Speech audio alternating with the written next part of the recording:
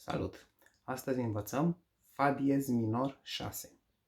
Acordul de Fa diez minor 6 are în componență pe lângă notele Fa diez, La, Do diez și treapta a 6-a adăugată, adică nota Re diez.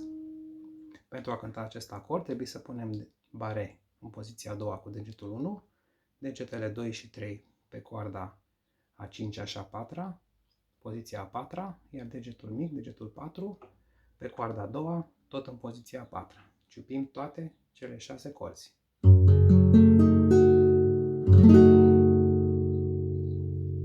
Alternativ, putem lua acest acord și printr-un bare mai mic, în poziția a 4-a, cu degetul 1, degetul 3 în poziția a 6-a pe coarda a 3-a și degetul 2 în poziția a 5-a, coarda 1.